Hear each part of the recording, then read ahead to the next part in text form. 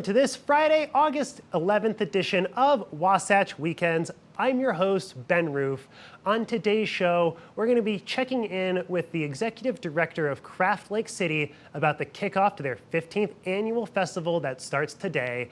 And we'll also be talking to the stars of the new MTV reality show, The Love Experiment.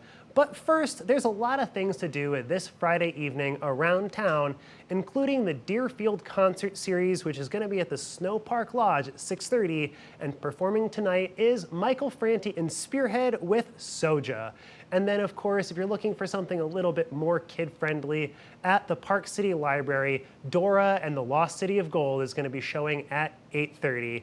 And if you're looking for something a little bit later tonight, Cam Gallagher and the Tasty Soul is performing at the Spur Bar and Grill at 9 o'clock tonight. Now, let's take a quick look at today's weather. This weather report is brought to you by Sun and Ski Sports, your new mountain sports headquarters.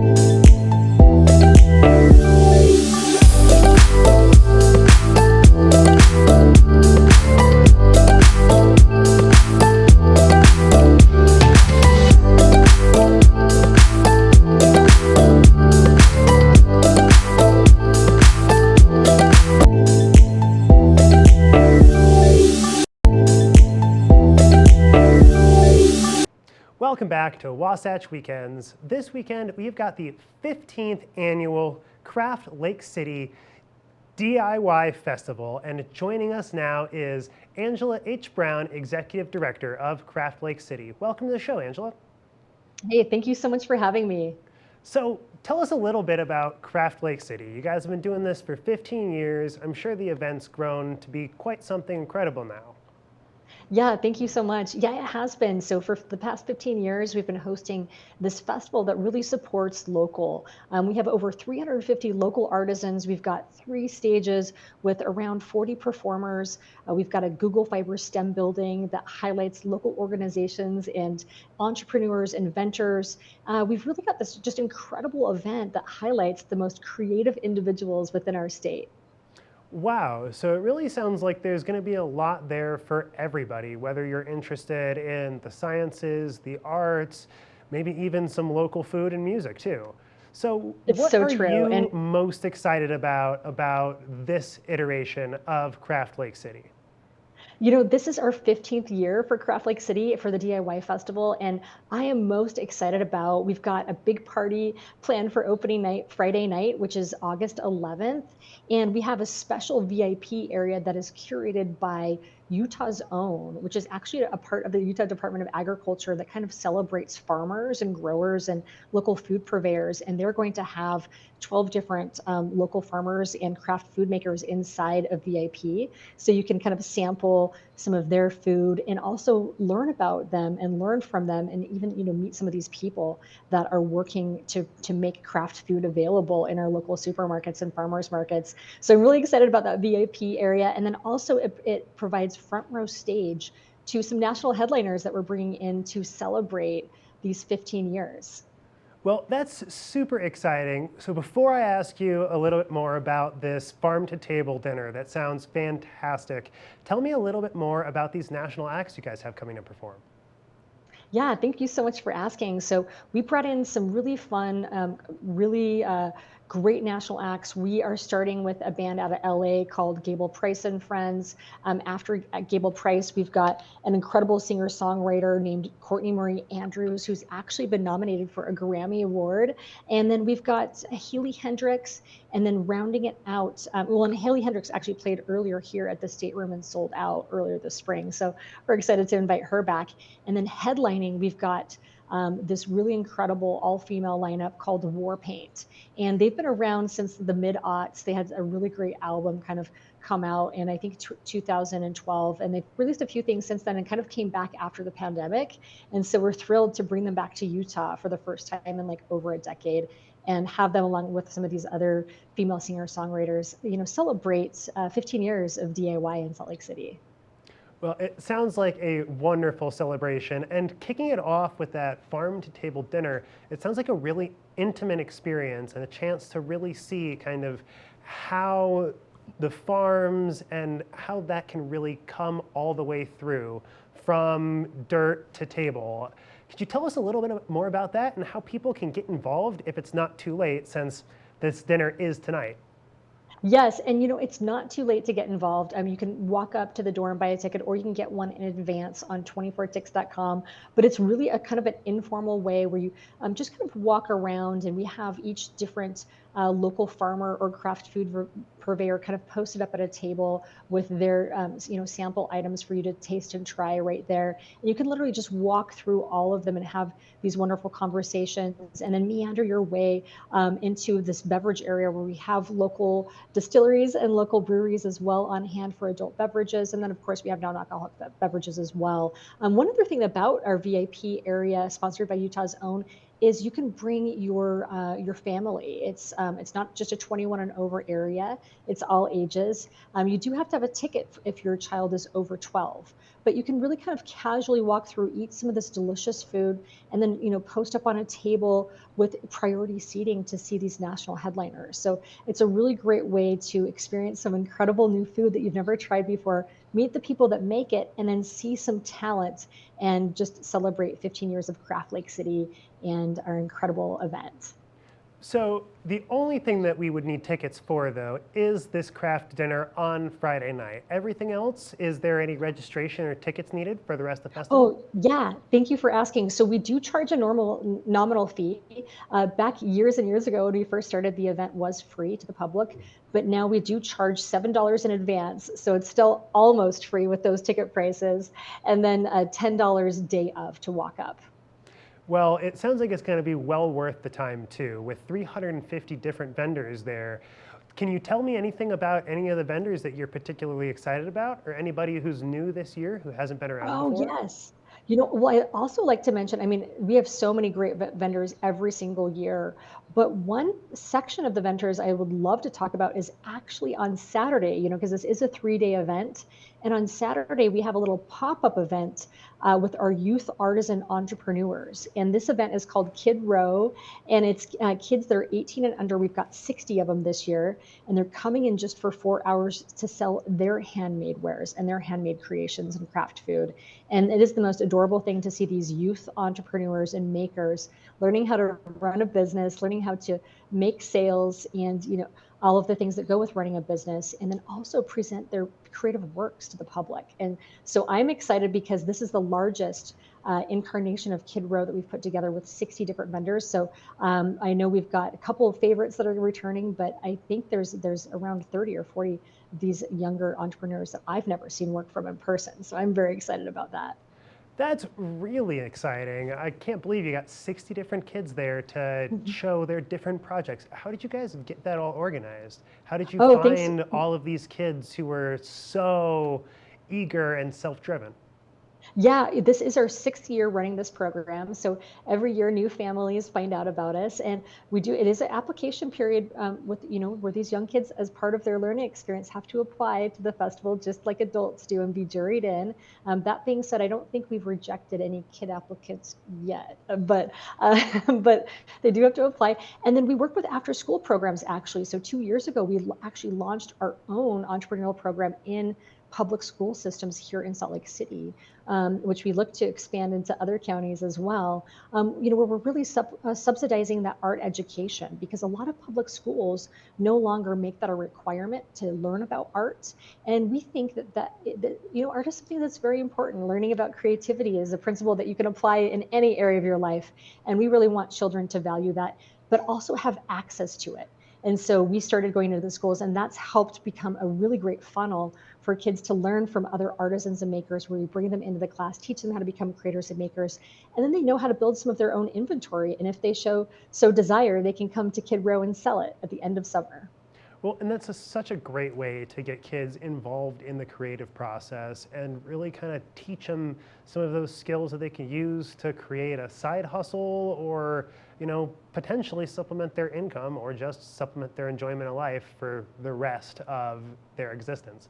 Now, it's my understanding that Craft Lake City is Utah's biggest artisan, locally focused artisan crafts and such fair. So tell me a little bit more about how big and expansive it is. And it is at Utah State Fair Park, correct?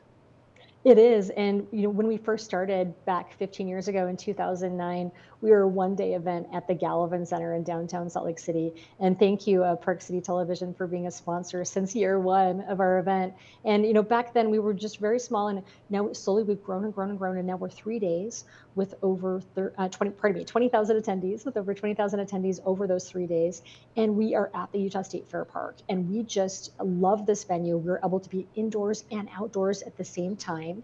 And with that, if we get a hot summer day in August, we've got the wonderful air conditioning where you can cool off inside. And then we have the nice kind of heat outdoor element of the festival with the stages and the music and the food and the artisan booths outside. So it's a real dynamic environment that we really cater towards individuals of all ages, all backgrounds, all abilities. It's important for us that anyone can come out and learn from us, learn about some of the incredible projects. We have some free take and makes. They can learn how to become artists and makers themselves, and then also just really learn about these people in their community. I mean, this event would not be possible without Utah residents that are creative, that are interested in making, showing things, and producing really cool experiments in our science buildings.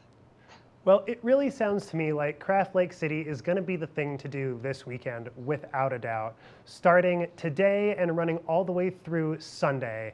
And what time do things kick off every day here?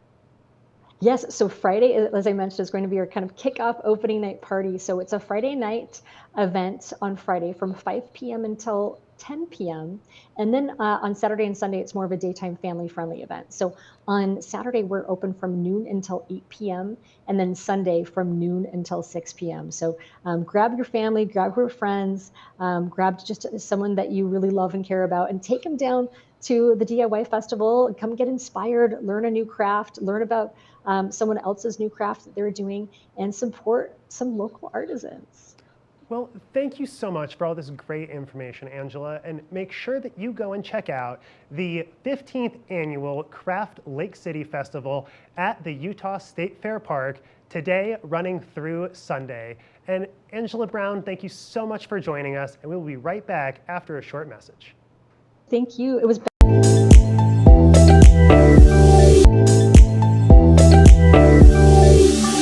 Welcome back to the show. A little bit earlier this week, I had the opportunity to talk to the stars of the new MTV reality show, The Love Experiment. Let's hear what they had to say.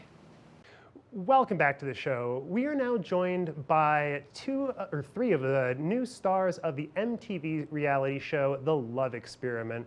Welcome to the show. I have all 3 ladies here this morning. Well, fantastic. It's so nice to see you guys. So tell me a little bit about The Love Experiment. It's my understanding that it's kind of like a dating app, but in real life. Yes, so we have a brand new show coming to MTV August 15th called The Love Experiment. Me and my 2 best friends, we bought a dating app to real life. It's euphoria. We're going through a hallway full of these eligible bachelors. All of these guys come from great backgrounds. And it's just really fun. And you see real emotions, real raw emotions from all of us. And we're in this intimate setting. We don't have any distractions, so we're able to date and fully give these guys our attention. And it's so much fun, so much fun. We had a love counselor there with us, Spicy Madi, and she was there to help us, guide us through the whole process, and be able to really get in touch with these guys and see what these guys were really about. So tell me a little bit about, no, go ahead. I was just going to say, unlike any other dating show, the benefit of being able to have your friends there with you, like this is nothing you've ever seen before. You don't have just, to lean on your own knowledge or anything. You have your friends there. They're able to see everything that you aren't, even though you might be blinded by the beauty of all these men in front of you being dropped in your lap. Like, my girls are not going to let me get too distracted. They're going to reel it back in, and I'm going to do the same for them. So we're excited because this is completely different. Yes. Well, it seems to me like having some of that camaraderie is a huge advantage. Having somebody that you can kind of bounce what you're thinking off of, get a little bit of that outside perspective. Could you guys tell me a little bit more about kind of how the dates work and how you guys go about selecting your potential partners? Well, we for sure when we walk into the hall, especially knowing that we did not know, what we were to expect. You guys get to see that journey along with us about how much these guys were truly just handsome. Like, everyone was put together. But when it comes down to the dates, we're just like, okay, wait, now this is beyond the looks. We're peeling back layers. We're digging deep into who these guys really are and who we really are inside with our dating experiences. And this is being put on Front Street. So usually our dating experiences are, something that we keep on a very low profile, and we don't really get to expose much of it. So this is something that we are experiencing with you all, with each other. And it was so amazing because we were able to express what our ideal dates would be. And I feel like these guys brought it to life. So we were on our dream dates and we are with these dreamy guys and we're able to get to know them. And, some of the dates went really, really well. Some of them didn't go as planned. But that's what's so unique about this process is because it was accelerated. And it's like, if you don't like it, you don't love it, you don't have to settle for it. So you guys are going to see a lot of different twists and turns throughout the season. Because at the end of the day, it was real life. Like, we were really on these dates, and these are real reactions. We're not actors, and if we were feeling some type of way, I believe me that you're going to feel it through the screen. Yep. Well, that sounds absolutely fantastic. And when you guys were out on these dates, is it just one-on-one, you and your potential new partner, or are you guys going out as a group? And how did that sort of work out? Were you guys able to lean on that teamwork on the individual setting? We don't want to give away too much. Too much, right? That the guys were given an ample amount of time to, prove themselves with one-on-one dates. There was some group activities to see how they play well with each other. But it was definitely different. I know a lot of our ladies will be able to relate to us because you have 3 different girls. If you're into horoscopes, I'm a Virgo, you got your Gemini, you got your Sag. Yeah. So it's so many different emotions that people will feel through this journey. You're going to laugh, you're going to cry. And the dates were different. The dates were very top tier. We will say that they will make you laugh. For sure. They make you laugh. Like, we had to make sure these guys could play well with others, but at the same time, as time went on, like, they're becoming close. We're growing closer in our friendship. So, we all ended up really developing just like this huge family amongst us, really. So it's really something that you guys have never experienced, and we're so excited to actually get in on it with you. Like, we can't wait to watch it on Tuesday. Right, we cannot. Well, it certainly sounds like it's going to be a great experience and something that's got a lot more, I guess, reality to it than a lot of what you would typically find with a little bit more of the manicured programming out there. Well, thank you guys so much for joining us, and make sure to check out MTV's The Love Experiment this Tuesday. You guys have a great rest of your day. Thank you so much. You too. Thank you for joining us, and we'll be right back after a short break.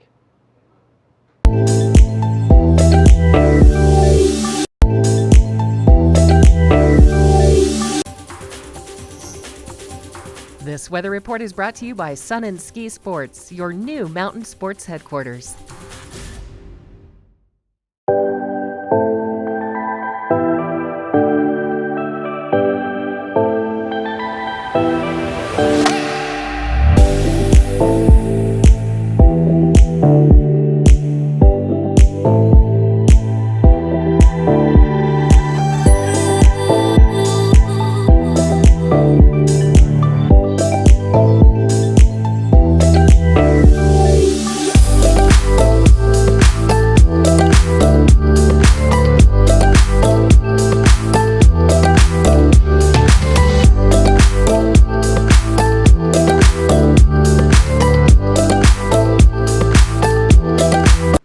Well, that's all the time we have for this edition of Wasatch Weekends. I'm your host, Ben Roof, and don't forget to catch us for our 1-hour Saturday edition tomorrow morning. And of course, go check out some of those fantastic events throughout the town.